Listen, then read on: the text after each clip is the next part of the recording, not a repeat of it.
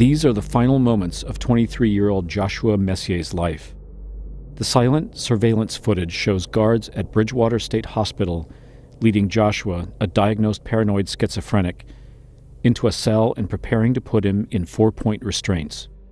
Minutes earlier, Joshua had allegedly hit one of the guards during a psychotic attack. Two of the guards, Derek Howard and John Raposo, pushed down on his back, hard, forcing his chest to his knees. It is a move expressly forbidden by Department of Correction regulations because of the risk of suffocation and death. I mean, these are big men, and they're putting all their weight on top of you. Timothy Grabowski, a former Bridgewater patient, remembers guards doing the same to him. It feels like you're suffocating.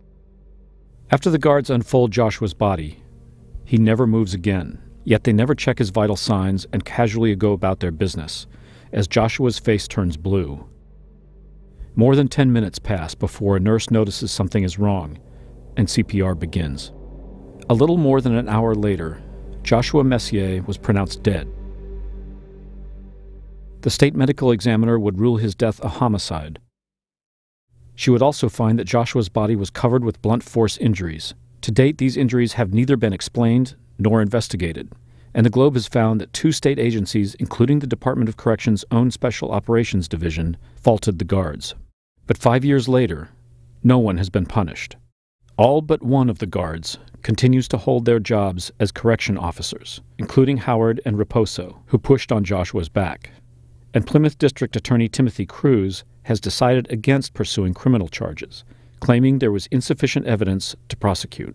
Now Joshua's death is raising profound questions about the safety of inmates and patients at the state's only prison for men who are mentally ill. At the time Joshua was killed, the guards in his cell had no meaningful training in mental health disorders, nor in the use of 4-point restraints. And were it not for his parents and a lawsuit they have filed, Joshua's death might have been all but forgotten. He was a gentle kid.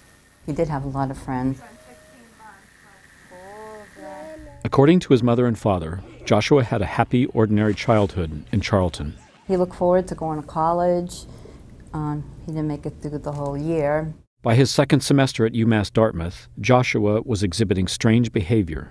His mother recalls phone conversations so bizarre and confused that she decided to drive to Dartmouth to check up on him. When I got there, I couldn't believe what I saw. He was standing like on his toes and he was jumping up and down like this. It was so odd, and he was seeing like auras around people. That was the day that I lost Joshua. Joshua had developed what would later be diagnosed as paranoid schizophrenia. Schizophrenia is really the most devastating illness we deal with in psychiatry. Stuart Gracian is a Newton psychiatrist contacted by the Globe. It often has its onset in college-age kids and teenagers. People lose their capacity to know reality from what's inside their own heads, and what's inside their own heads is usually very frightening. In 2007, Joshua was admitted to Worcester State Hospital, where clinicians held him for more than a year. During his stay here and at other hospitals, he began striking out during schizophrenic attacks, claiming he was being told to do so by voices in his head. I think any psychiatrist treating schizophrenic patients will have occasionally been assaulted. I have. It's just part of the illness.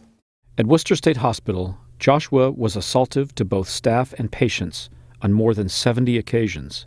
Eventually, medications and other treatments seemed to help, and Joshua's assaultive behavior stopped. But after returning home, the assaults began anew, and Joshua's parents checked him into the psychiatric unit at nearby Harrington Memorial Hospital. He had been here before, but this time he assaulted 3 staffers. I was leaving the hospital. I saw all the mental health workers running by. One of them opened the door and yelled at me and said, "Your son just hit me, and he hit blah, blah, blah, too." And I said, "I'm really, really sorry." I said, "I tried to get him help. I don't know what to do." Joshua was charged with 3 counts of assault and battery. Because of his history of severe mental illness and his heavily sedated appearance, prosecutors and his lawyer asked for a mental health evaluation to determine whether he could be held responsible for the assaults. He was sent to Bridgewater. They took him there, and I couldn't believe it when I got there to visit him. I Didn't realize it wasn't just a hospital, it's a prison. Bridgewater State Hospital is a medium-security prison accredited as a behavioral health care provider. Today, it houses around 350 mental health patients, as well as convicted criminals. He would tell me, Mom, there's people in here that have killed their grandparents, and he was scared. He was really scared. Bridgewater State Hospital is a very dangerous place to be if you're mentally ill.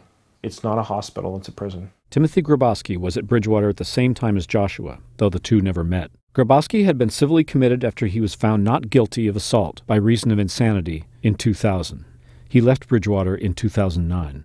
There's a few guards who are okay, but they have this sort of prison mentality, and they bring this prison mentality into a facility that is housing people with mental disabilities. The guards would tease him and say, yeah, we heard that you like to hit people, you like to hit the guards. So he walked in there like with the X on his head. On the evening he was killed, Joshua allegedly punched a guard in a staff break room during a schizophrenic attack. When Joshua resisted being placed in handcuffs and then punched the guard again, the guard punched back, hitting Joshua 3 to 5 times in the shoulder and the head. Joshua told guards he was having a schizophrenic attack, but that would mean nothing to them, as they had little or no training in mental health disorders. They wrestled him into handcuffs and leg irons and brought him to the intensive treatment unit, or ITU. Often when you get in any kind of trouble, you would get thrown in the ITU, which is basically the hole. It's a seclusion and restraint cell. It's a 4-point bed. That's punishment. That's not treatment, it's punishment. Video footage, as well as the guards' own descriptions of the incident, make it clear that Joshua was calm by the time he reached the ITU, but guards still put him into 4-point restraints. Punitive use of these restraints is a violation of Bridgewater's own rules. When they put you in 4 points, they have you in cuffs, they have you in leg shackles. A lot of times they're pushing you, shoving you from behind. They'll give you a bop in the head. They're like bullies. They're sort of bullying you. It's exactly the wrong thing to do. Your goal with a schizophrenic patient who's agitated is to calm them down.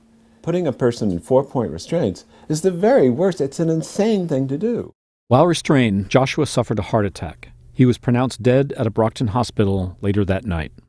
Plymouth District Attorney Timothy J. Cruz has not sought charges against any guards, raising for some the appearance of a conflict of interest. Because district attorneys work so closely with police departments and correctional officials, and they're all members of the same law enforcement family, some public might perceive that it would be difficult for them to make an objective determination in a case like this. Michael Cassidy is a Boston College Law School professor and a former head of the State Attorney General's Criminal Bureau. In a case like this, there might be reasons to take it to an inquest or take it to a grand jury so that there is at least more semblance of independence in the decision of whether or not to indict. It's got to be the state doesn't want to press charges against the state.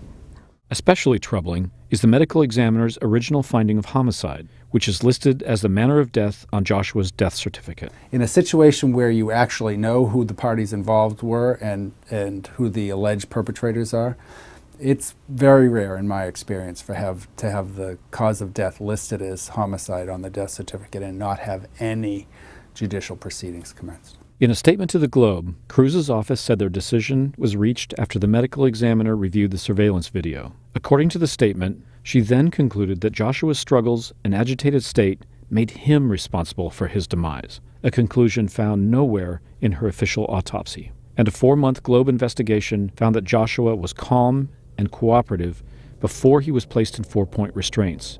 Video footage, as well as the guards' own descriptions of the incident, confirm this. As of today, none of the guards, including Howard and Raposo, the two who pushed on Joshua's back, has been charged with a crime or disciplined in any way. Joshua's parents have filed a civil lawsuit that is making its way toward trial. They believe this is their final hope in a search for answers. The whole thing, it's just a nightmare. It's an ongoing nightmare.